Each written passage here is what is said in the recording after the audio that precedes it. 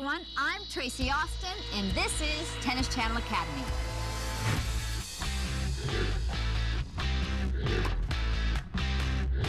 The Tennis Channel Academy production team has crisscrossed the entire country, spending time with the top coaches in our sport. Let's see the grip. Don't change it. Oh, I saw it. I saw it. Her left hand is in a great position. She's watching the ball. These are the same coaches who mold promising players into champions. Now they will teach you the same way they coach and mentor the stars. Push it out, push it out. Yes, get back. As you will see, there are as many ways to teach winning tennis as there are ways to win, and as many personal styles. Perfect. It's better, huh? If you love the game, more importantly, if you play the game, this show will be your game changer.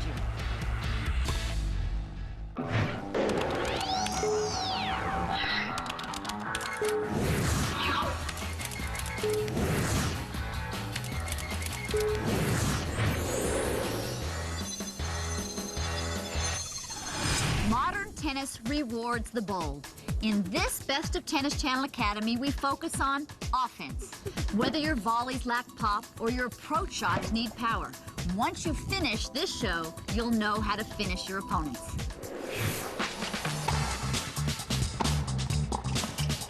That is one thing I've always insisted upon when you get a shot ball. Attack. You got to think about being aggressive. You got to keep moving forward, and you move forward quickly and go after that ball. Leap on it. Get up there, make your opponent pay. You got to develop your transition game so you're able to finish points at the net. Creating a short ball is great, but if you don't transition properly, you will have wasted a great opportunity. When you play aggressively, you send your opponent a message. Hit the ball short, I'll hurt you.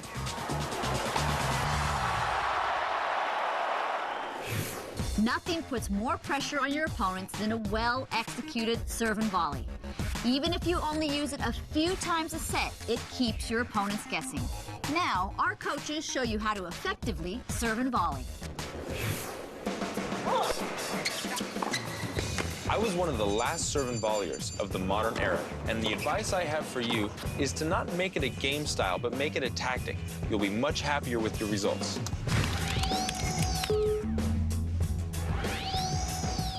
It is definitely harder to serve and volley today than when I was playing 20, 25 years ago. However, there is still a place in the game for it today. You need to have it as part of your repertoire. You can't just sit back there, hit a great serve, and let your opponent float a return deep and then start the point off as if you didn't have a great serve. Serving and volleying as a tactic is still a very, very viable play. Even if you serve and volley once every 2 games, you have now planted the seed for that opponent to wonder, is he going to serve and volley this point? Is he going to serve and stay back? And you'll reap the benefits for that whole set to come just because you've served and volleyed a fraction of the time.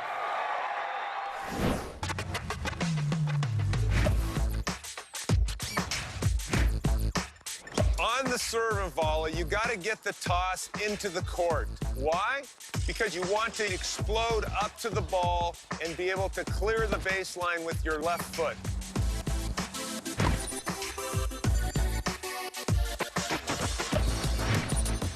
It is so important to use your legs with the serve and volley. You've got to load those hips and legs and explode up and out into that court.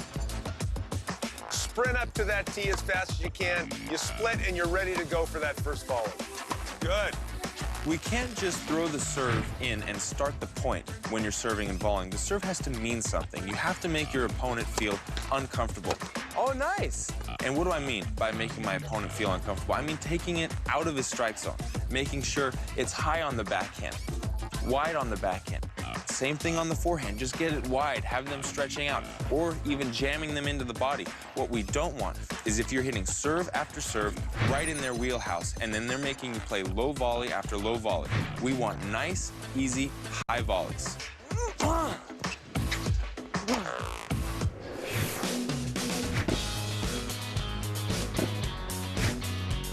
All right. right, congratulations. We've hit an effective serve. We've made the correct split step.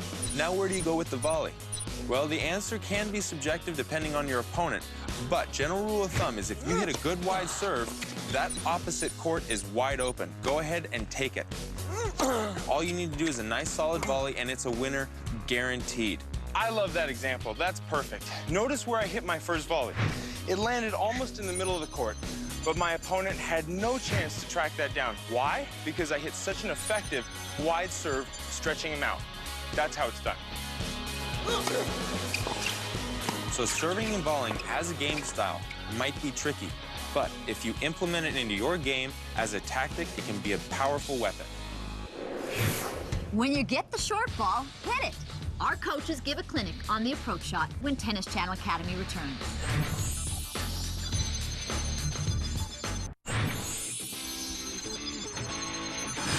All right, maybe you don't have a huge serve to follow to the net. That doesn't mean you shouldn't be looking for chances to pressure your opponent. Now our coaches show you how to hit potent approach shots.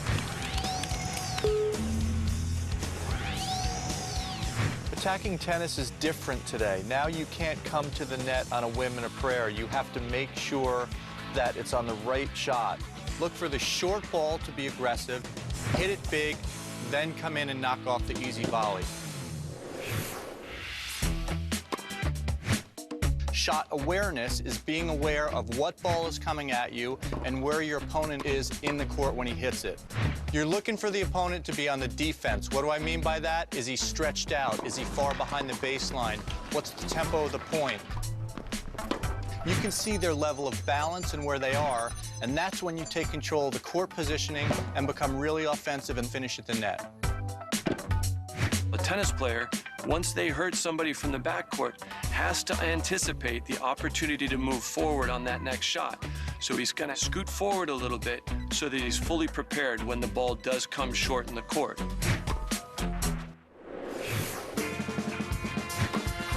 Once you've gotten the short ball, you want to move up and get around the ball. You want to turn and get around the ball as quickly as you possibly can. What does this mean?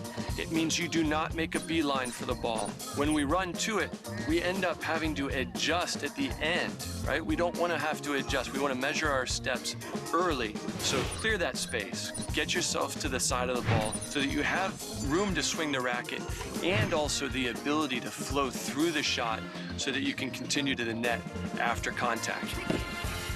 You want to be in a position where you close that stance a little bit more than what you might from a position behind the baseline. It's important to create that position so that you can generate hip rotation, torque, and maximize your explosion through the ball. Good job.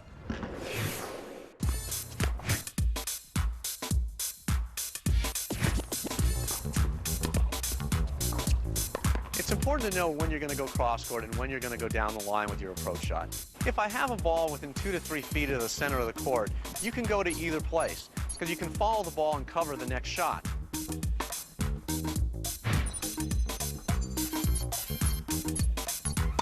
But if the ball is hit much wider, it's important to try to keep it in front of you and go down the line. If the ball is hit closer to the sidelines and you go cross-court with that, you will not be able to cover the down-the-line passing shot. It's important for that one to keep the ball in front of you, stay down the line, and put yourself in a position to be able to cover the next volley.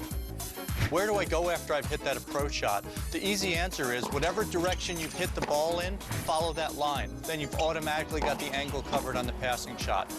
When you hit the approach shot, you want to follow that approach shot into the net. You want to follow the path of the ball, whether you're going down the line or cross court. A big mistake is a lot of players hit the approach shot down the line and go to the middle of the court. So if I'm hitting down the line, I'm going to be a little bit off center. And if I'm going cross court, I'm going to cross over the center line where I'm in front of that ball when it bounces. Now more than ever, it's really important to keep that aggressive mindset. So you hit those big ground strokes, you get your opponent on the run, you find a way to get to the net, but out of a position of strength.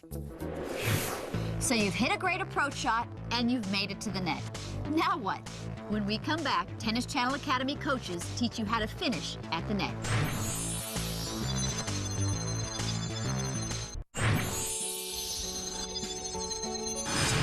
Few things in tennis are as satisfying as knocking off a crisp, clean volley for a winner. Now our coaches show you how.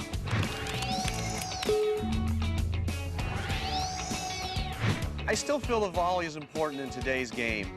You want to be comfortable at the net and feel confident at the net. If you're playing a person you simply can't beat from the baseline, it gives you another way of playing. I always believe more options is good. When you come to the net, it's an attitude. There's no question about it. Now you've decided to gamble. Now you've decided to take a chance. So the reaction has got to be quicker. You got to keep your eye on your opponent's racket. See that ball come off the racket at 1,000,000 miles an hour and then react quickly at the net. If you wait for the ball, you are dead. You're going to end up late in the court. You're giving the opponent the advantage to be able to get it down on your feet, and you're not as close to the net. The closer you are to the net, the easier it's going to be to win the point. You have to get in the way. You have to be the goalkeeper. Now, the mentality of many ice hockey goalkeepers, they're a little bit crazy. And you have to be crazy. You have to be ready to react and get away from the very technical thoughts of hitting a volley and get in the way. The attitude at net is an aggressive one. Nice, good footwork, good balance, good split step with weight equally distributed, nice short punch on the volley, and finish. Remember, we don't want 3 opportunities for them to pass us. We want the point to be over.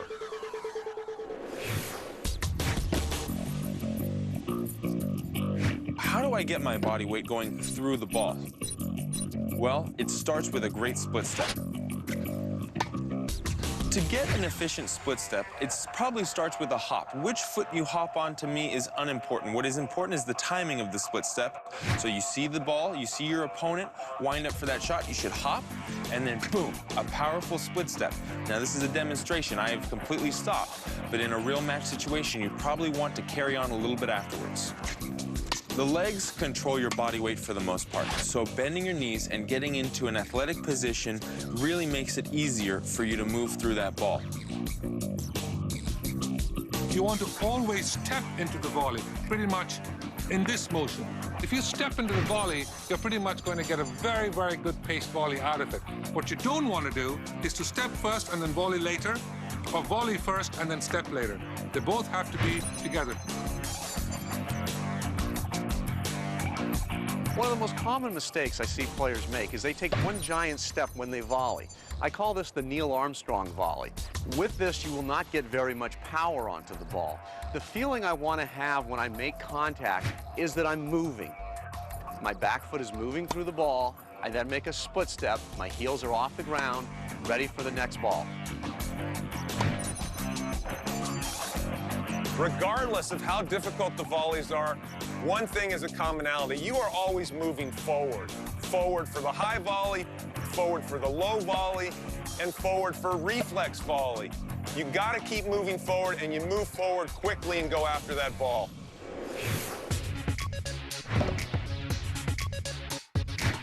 The first goal of a volley is to hit it solid, to get good pace on the ball.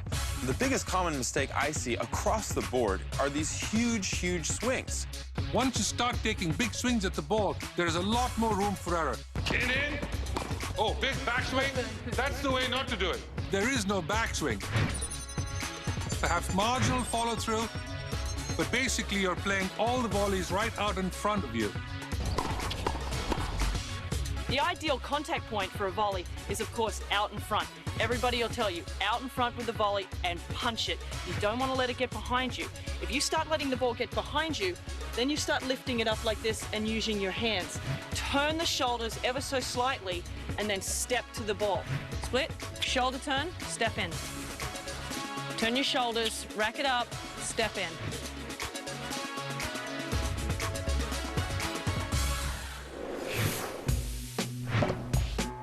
Unlike a ground stroke where the racket will be perpendicular to the ground, when I volley, I want to lead with the bottom of the racket. This will give me a natural slice to the volley and the ball will stay low. If I start this way, I end up having to try to somewhat manufacture a volley. By doing this, your wrist is moving way too much and you will have a very inconsistent volley. This goes the same for the forehand volley, the same for the backhand volley. Either way, try to remember you want the bottom to lead. When practicing the volleys, I like to make sure that the player understands that the strings are a vanity mirror. And to imagine Ivo Karlovic, 6'10" Ivo Karlovic on the other side of the net. The lower the ball is, the more we're gonna open up that racket so that Ivo can see his face in the mirror. The higher it is, the more we're gonna square it up because we wanna hit a ball a little flatter when it gets up there. The lower the volley is, the more I have to open my racket. One, to create spin, and most importantly, to create trajectory. If the ball is up around your shoulder height, you have to flatten out that racket. It's your chance to win a point. All you've decided to do is go to the net and take a gamble. It's just a game of direction. You don't have to do much more than that. You are the house, so you're likely to win. Coming up, we go on the attack. Offensive strategies when Tennis Channel Academy returns.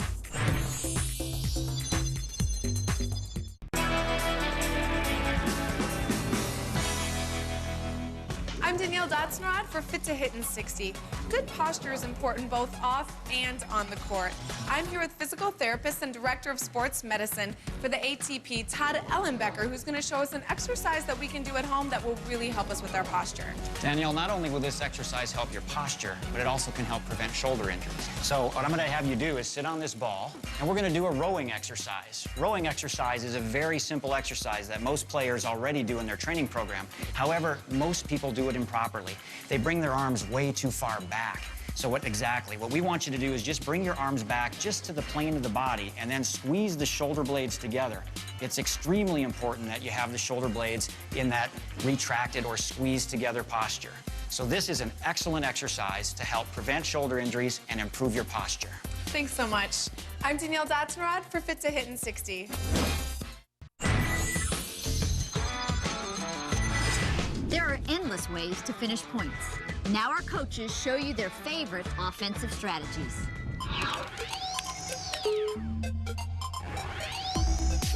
One of my favorite tactics is using the deep, high, topspin ball to my opponent's weakness. Most often it goes to the opponent's backhand, which pushes them back in the court, gets them on their back foot, and enables me to move inside the court to be able to come in and hit a swing volley, a high short forehand, or a volley to knock off the point. When hitting the high heavy ball, it's really important to make sure that you get the ball high over the net with a lot of spin and a lot of depth. When you see that you've hurt your opponent and they're back on their heels, you're immediately looking for the opportunity shot and go for the put away.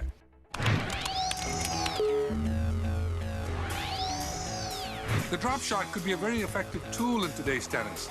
Today's players move laterally near perfect. You can't get better than that. Their legs are superb. But as far as moving into the court, for two reasons. One, it is a different movement altogether as you move forward. But secondly, also, they feel uncomfortable when they get there. So the drop shot is a very effective tool. Two of today's pros who use the drop shot to near perfection, my favorites, Novak Djokovic and Andy Murray. Djokovic and Murray tend to keep the opponent pinned well behind the baseline. So it gives them more of an option to play the drop shot, especially if they get a marginally short ball, because the player's already about 8 or 10 feet behind the baseline. Nadal is vulnerable when he stands as deep in the court as he does. Well, exactly. And this is an easy drop shot because Djokovic was about 6 feet inside the baseline as he hit this. The drop shot is a great stroke to have in your arsenal. It's used for variety and, of course, the element of surprise, the element of disguise. Most important of all, it requires practice. It's not a casual shot.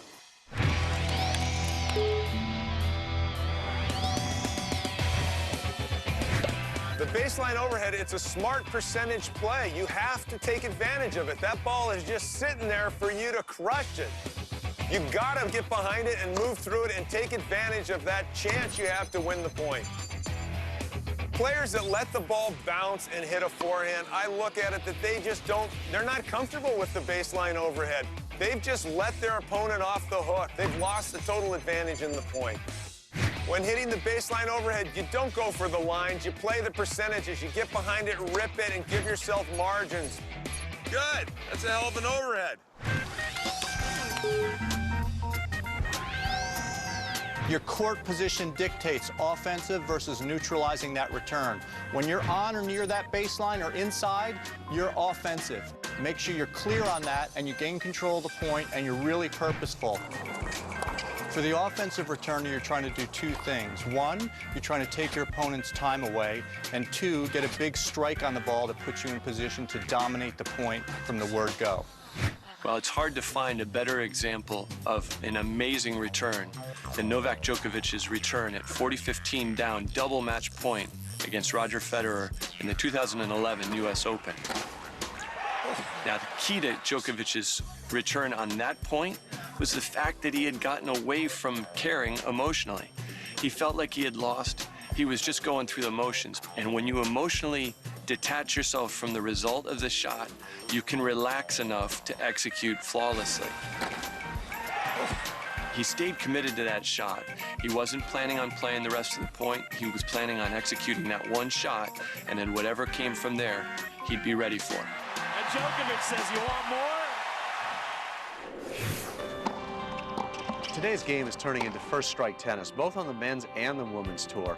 You must be able to hit the ball hard, and you must have weapons. In modern tennis, it takes longer to gain advantage in a point than it ever has before. Be decisive, pick a good target, and then be crazy at net and get in the way. Try and make yourself a more complete player by